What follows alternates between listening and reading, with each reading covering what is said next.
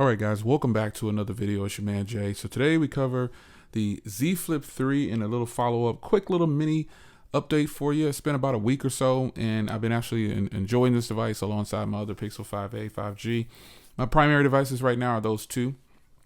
This one though has a few advantages because it's very pocketable. As you can see here, this is a device that folds. It folds from a regular size device out to a pocketable, more manageable device to store away when not in use.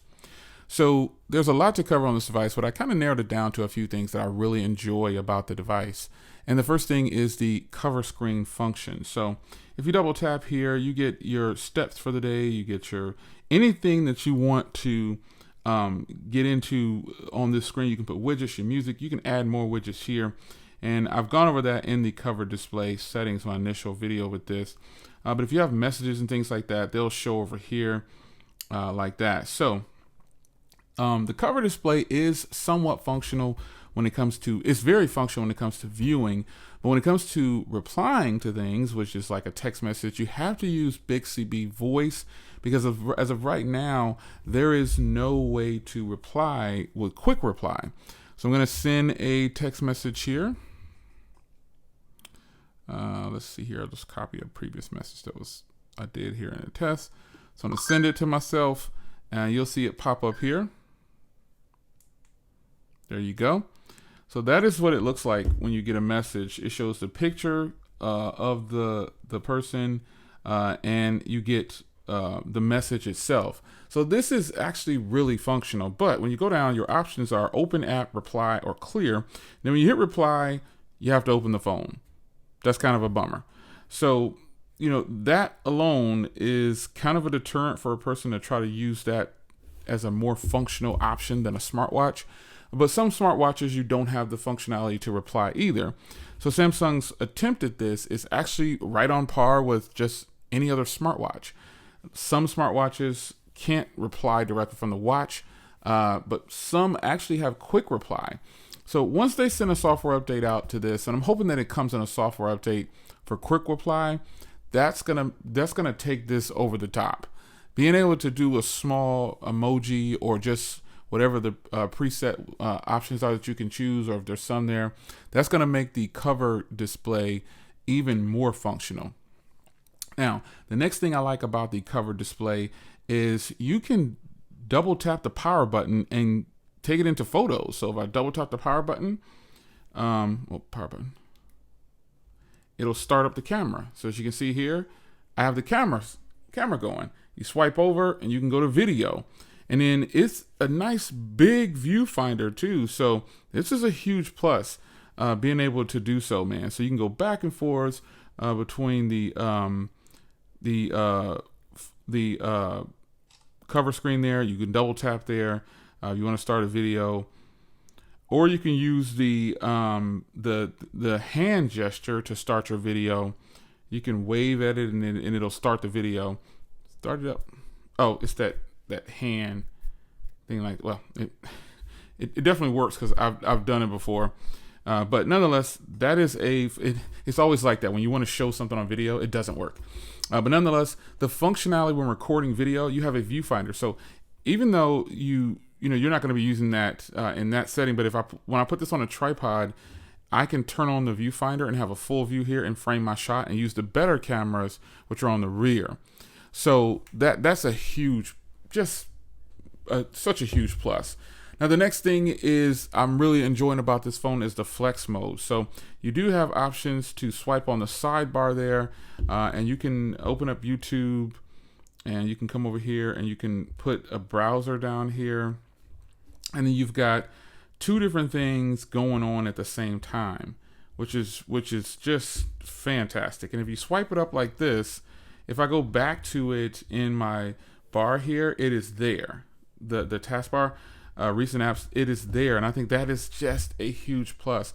Flex mode is really good. Obviously, when I'm using the camera, I can use flex mode. So when you have it down flat like this, you push it up and you've got your flex mode, and you get all the functionality from flex mode. You can go widescreen, you can do video. It's just great. Flex mode is absolutely fantastic.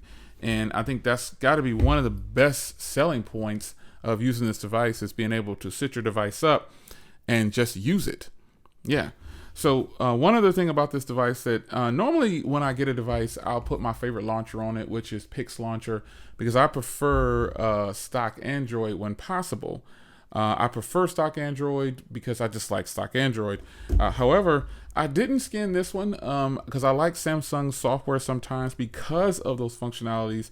This side menu, you can get into anything.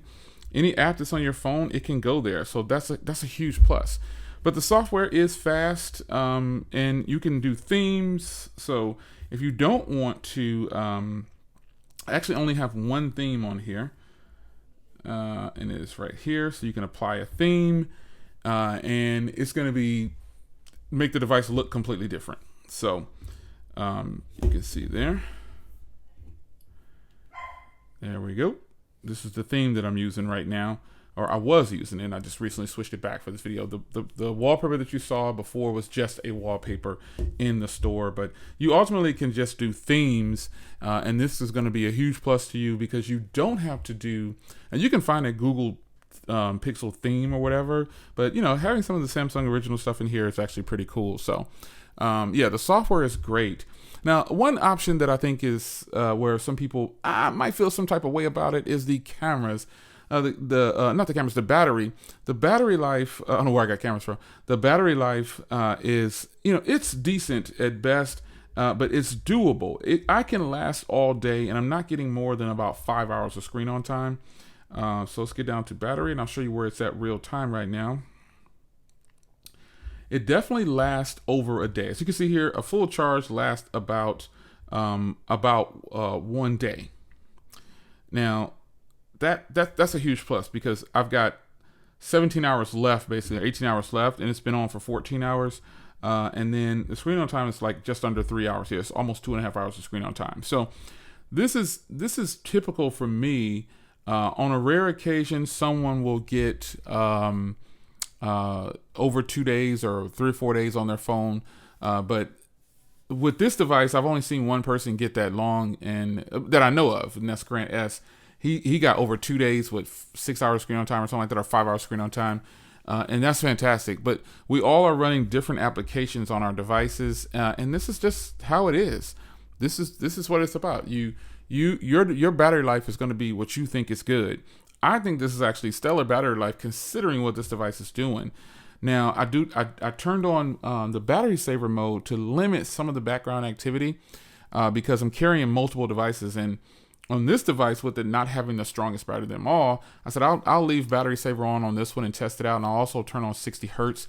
Now I got that 5 hours with 24 hours with 120 hertz turned on without the battery saver, but I just recently turned this on yesterday, I believe, when I started this fresh cycle, and that 2.5 hours of battery life with 50% left, it's almost accurate. I should get a little bit more this time. I should get a little over 5 hours, but I'll definitely go a full day. And this is without battery saver turned on.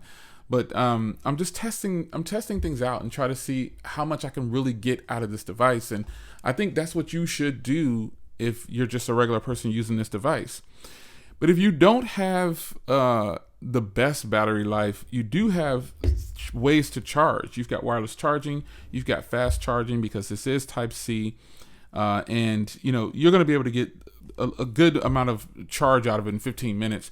You'll be able to get several hours worth of use with just 10 minutes of charge. So just bear that in mind. Yeah, for me, that battery life is pretty good, but for you, it might not be. So if you run into a situation where you're getting less than that, just keep a charger with you. I mean, people do it all the time. I have battery packs stored everywhere. I use chargers. The options are there.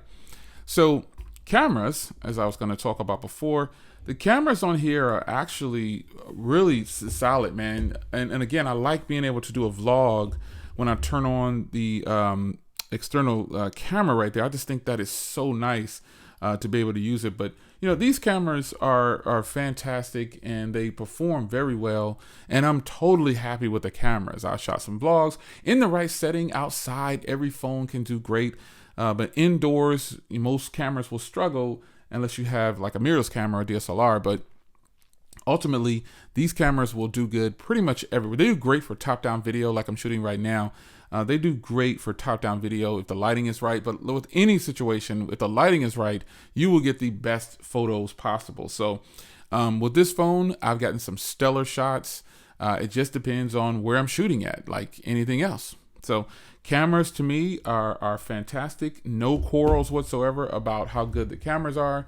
I'm totally pleased with the cameras, and overall, I'm totally happy with the device itself. The weakest point on this phone for me is battery. That is the weakest point. I have no other complaints. If I was going to complain about something, it would be the battery. I would want longer time off the charger. It's not so much screen on time, because I do not like measuring phones by screen on time, because it's just not accurate. It's not real world. You could have a person with 4 hours of screen on time, but 3 days of battery life. You know what I'm saying? So it just depends. And typically for me, that's kind of how my battery life is on my devices. Even phones with good battery life or great battery life, I'm getting like several days with 6 hours of screen on time, which is fantastic. You want to measure, I measure my battery life off of the charger. Off of the charger. That's just me. You do it how you want to do it, but I personally like to measure my battery off the charger. And again, that's my only, that's the only part of this phone where I take away points is battery life. That's it. I like everything about this device, hands down. It has just been fantastic. And I have several cases and everything, and I've got my official Samsung cases coming in. They finally shipped, and I'm happy to bring those to you in video, and I'll be talking about those again on Amazon Live. There's just a lot going on with Amazon Live. So if you're not following me on Amazon Live, please follow me on Amazon Live. Trying to boost that up over there, get things rolling over there, and kind of not separate from YouTube or get away from YouTube, but just take out other adventures and remain active. So the Z Flip3, man, this is a fantastic device. I highly recommend that you consider this over the Z Fold, because they both fold. Yes, the Fold folds into a tablet, but it is a device that folds in half. So, you know, you're going to have a much bigger footprint. And if you're looking for something that's portable and you want a folding device, and you've had a traditional style device, you know, like this, if you've had this style of device for quite some time and you want to break away the folding, not this device in particular, but just any kind of traditional bar style device, and you want to break away from that and get into what I consider to be just the future of device, it's the styles, which is folding devices, whether it be folding into a tablet or just folding into another smaller compact size for the phone. The Z Flip 3 is absolutely, should be at the top of your list if you're a person who has never had a folding device. So I have links down below, so you can pick up your Z Flip 3 and your Z Fold if you decide to get the Z Fold 2. I've done a small cover on the Z Fold. I'll be following up with that one later. I just pretty much really like this one so much better, if I'm being honest. And I don't really have any intentions on doing too many more things on the Fold 3, but we'll see. The Z Flip 3 though is a complete win, folks. I am totally enjoying it, and I hope you're enjoying yours. If you have it, if you don't, links down below. Go ahead and make that purchase. See you in the next one. Take care.